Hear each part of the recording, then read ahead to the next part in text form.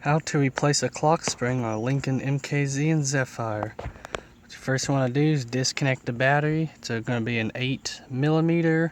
You'll need the deep well socket to get the battery cables off. And after you've done that, wait for about 25 minutes or so. Come inside the driver's side. I've already got mine taken off. But you want to remove the trim panel along here.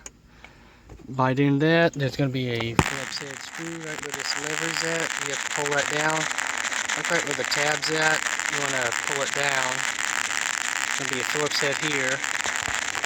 And there's going to be one about over here somewhere. Then you'll have a Torx. I used the Allen head. And it's going to be right about over here, so. And you want to remove that. After you've done that, want to take a little flathead screwdriver, just like so. And on the side of the steering wheel, right where this hole's at here, you want to stick the screwdriver in there and push it in. You'll feel like a little tab. Push that in while pulling this side out. I've already got mine out. Same way with the other side. There's going to be a hole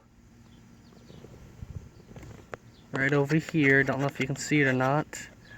Do the same thing with the tabs you are pushing in. It'll be along here, so let's see if I can show it to you while I'm doing it. I don't think you'll be able to see it, but right where that little square hole is, when you push it in, you're releasing the tab on it. I've already got mine disconnected. And what you want to get is a 16mm socket. I would say probably deep well. Got this nice socket and ratchet to take the bolt off. It will be on there pretty good. Take the bolt off. After you've done that, you may need a steering wheel tool remover. I believe you can rent those at the auto parts store. I've taken mine off before, so it shouldn't be too hard.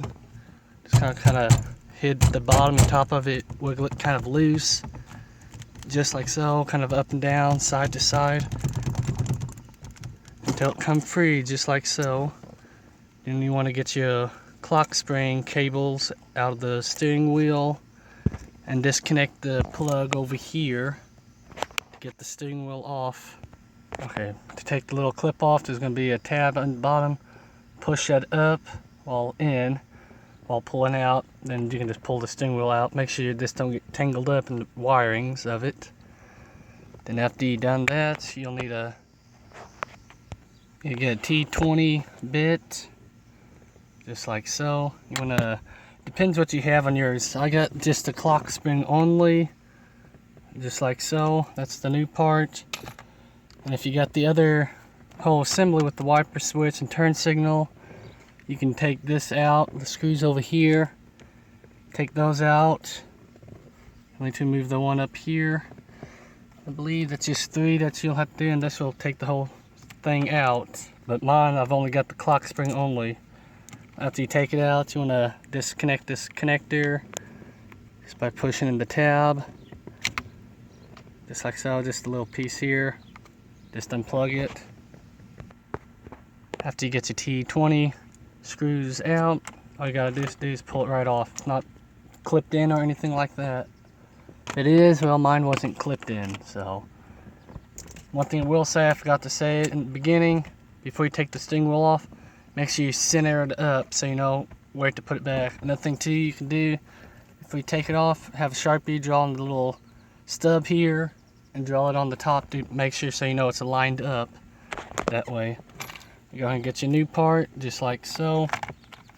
Make sure it's in place. Kind of fit it in there. I don't think it's supposed to clip in. If so, mine doesn't for some reason. You want to go and put your little screws back in. One here, one here. And you want to turn this a couple times. Let me do it before I lose the screw. You want to kind of turn the clock spring a little bit. Try to get it centered up best as you can, because you don't want it turned too far to the left and you don't want it turned too far to the right. So you want to kind of spin a little bit and find out the center way of it. You probably could look online for the best way, but that's how I've done it, is by turning it one way, find out when it stops, turn it the other way, find out when it stops, and kind of send it up that way. That's how I would have done it. and it worked for me when I replaced it on another vehicle. Okay, what I mean by turning it one way, just kind of spin it, and that's as far as it'll go. You don't want to force it and rip the wires. Turn it the other way until it stops, like that. Then you want to kind of maybe do 2 turns, I would say. So you'd have to figure it out on your own to know where it's centered is, because you don't want to have it upside down. Let's say about here, you want it about like that way. I'll have to redo it and find out, but you want to turn it one way till it kind of struggles. You don't want to force it. Turn it the other way, then kind of try to get centered up, maybe 2 turns. Maybe you'll have to do it by yourself and figure that out.